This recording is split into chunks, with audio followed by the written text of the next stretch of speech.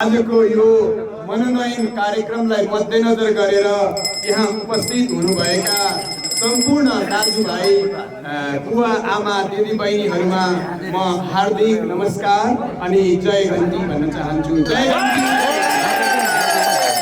आदरणीय बुवा आमा दिदीभाइ तथा दिदीबहिनीहरू, हामी आज राष्ट्रिय स्वतन्त्र पार्टीको तर्फबाट नुवाकोटका दुईवटै क्षेत्रहरूमा मनोनयन दर्ताको लागि यसरी नयाँ ऊर्जाका साथ, नयाँ उद्देश्यका साथ, नयाँ प्रतिबद्धताका साथ, एउटा गहन जिम्मेवारीका साथ तपाईहरू सामु आएर उभिएका छौँ। आज गाउँ गाउँ गएर तपाईले दाजुभाइ दिदीबहिनी आमा बुवाहरूको कुरा सुन्नुभयो भने के भन्नुहुन्छ भने देश आज जहाँ पुग्नुपर्ने हो त्यहाँ पुगेन, राजनीति जस्तो हुनुपर्ने हो त्यस्तो भएन।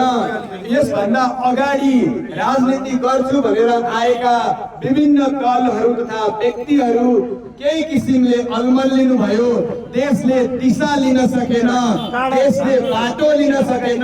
त्यसकारणले गर्दाखेरि एउटा यस्तो शक्ति आइदियोस्, एउटा यस्तो राजनीतिक दल आइदियोस्, एउटा यस्तो नेतृत्व आइदियोस् जसले चाहिँ देशलाई बाटो चिन्न नसकेको देशलाई उचालेर एउटा बाटोमा राखिदियोस्, अगाडि बढाउनको लागि वातावरण बनाइदियोस् र सम्पूर्ण जनताहरू नागरिकहरूले होस्टेमा हैसे गर्दै देशलाई अगाडि बढाउन सकियोस्, बलियो बनाउन सकियोस्, जनतालाई शक्तिशाली बनाउन सकियोस् भन्ने जुन खालको एउटा सोच नागरिकहरूमा रहेको थियो, जुन खालको पर्खाइ नागरिकहरूमा रहेको थियो, त्यही पर्खाइलाई सम्बोधन गर्नको लागि, त्यही उद्देश्य प्राप्ति गर्नको लागि, त्यही देशलाई सही बाटोमा राख्नको लागि राष्ट्रिय स्वतन्त्र पार्टीको जन्म भएको हो। त्यही उद्देश्यबाट प्रेरित भएर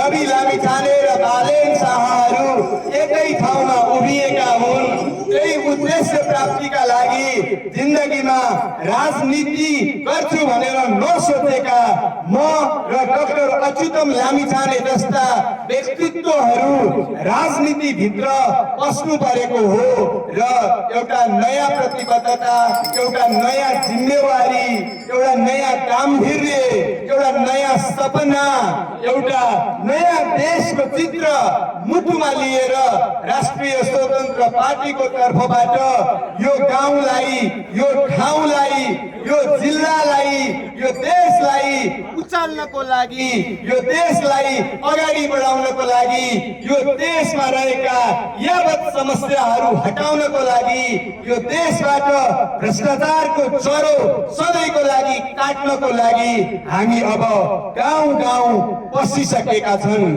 यहाँहरू मलाई लाग्छ आजको दिनमा यहाँहरूमा कुनै पनि दुविधा छैन र यदि कुनै दुविधा छ भने त्यसबाट टाढा रहनुहोला र यहाँले भेट्नुहुने गाउँ गाउँमा जसलाई भेट्नुहुन्छ नेपाली नागरिकहरू, आमा दाजुभाइ दिदीबहिनीहरूलाई उहाँहरूले कुनै शङ्का व्यक्त गर्नुभयो भने भनिदिनुहोला। यो देश बनाउनु पर्ने स्थिति नभइदिएको भएदेखि विक्रम तिमिल सिन्हा र अच्युतम लामिछानेहरू कदापि राजनीतिमा आउने थिएनन्, हस्तक्षेप गर्न यहाँहरूलाई जानकारी होला। म मेरो उच्च अध्ययनको लागि भनेर अस्ट्रेलिया जस्तो विकसित देशमा गएर 9 वर्षसम्म त्यहाँ अध्ययन गरेर नेपाली राजनीति र नेपालको अन्तर्राष्ट्रिय सम्बन्धको बारेमा अध्ययन र अनुसन्धान गरेर म चाहेको भएदेखि अस्ट्रेलियामै बस्न सक्ने, उतैको युनिभर्सिटीमा पढाउन सक्ने र आफ्नो जीवनलाई सहज र सुविधायुक्त बनाउन सक्ने। तर विदेशमा बसे पनि त्यहाँको सुख सुविधा सँगै रहे पनि देश त आखिर मुटुमा दुखी नै रहने रहेछ। यहाँ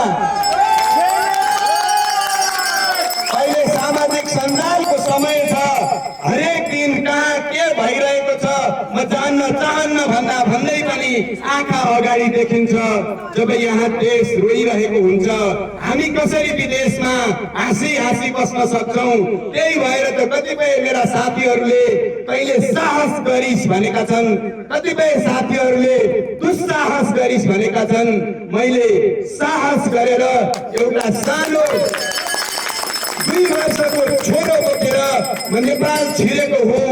अहिले मेरो छोरो 5.5 वर्ष भएको छ र मेरो एउटा सपना के हो भने 15 वर्ष पछाडि ऊ 18-20 वर्षको हुँदाखेरि यो देश छोडेर जान नपरोस्।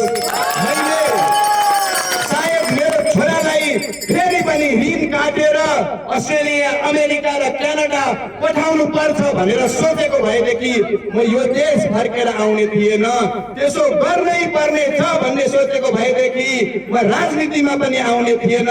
म राजनीतिमा आउनुको कारण भनेको तपाईका दाजुभाइ, दिदी बहिनी, आमा दिदी बहिनीहरूले जे आज दुःख भोग्नु परेको छ, आफ्नो भएको छोरो आफूसित छैन, तपाईको देश, तपाईको गाउँ, तपाईले जुन सपना देखेर पटक पटक विभिन्न राजनीतिक दल र व्यक्तित्वहरूलाई अवसर दिनुभएको थियो, त्यो पुरा नभइसकेपछि हामी आउनु परेको हो। छोटकरीमा म के भन्न चाहन्छु भने यदि अब हाम्रो परीक्षा सुरु भएको छ, तपाईले सधैँ हामीलाई विश्वास गरिरहनु पर्ने छैन। एक पटक जुन प्रतिबद्धता सहित तपाईहरूले हामीलाई सदनमा पुर्याउनु हुनेछ। 5 वर्षमा हामी असफल भयौं भने हामी फेरि पनि संसदको टिकट लिएर यो गाउँमा, यो ठाउँमा तपाईहरूसँग भोट माग्नका लागि आउने छैनौं, समाज सेवाको लागि आउने छौं,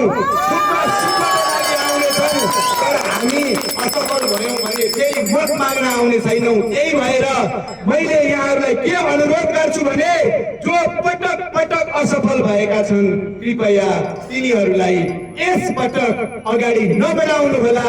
एउटा परीक्षाको लागि हामी विक्रम तिमिल सेना र अच्युतम लामिछाने जस्ता जिम्मेवारी खोजिरहेका, सेवा गर्ने अवसर खोजिरहेका व्यक्तिहरूलाई अगाडि बढाउनको लागि विनम्रतापूर्वक हात जोडेर यहाँहरूको सेवा गर्ने एउटा अवसर दिनुहोस् भन्नको लागि, हामी ठुलो मान्छे बन्नको लागि होइन, हामी चिल्लो कार चढ्नको लागि होइन, संसदमा गएर हामी यो देशको सांसद हौं भनेर फुर्ती लगाउनको लागि होइन, हामी यो देशको सेवा गर्नको लागि, नुवाकोटको सेवा गर्नको लागि र यही बस्नुहुने नागरिकहरूको अहोरात्र सेवा गर्नको लागि हामी प्रतिबद्धता सहित आएका हौं।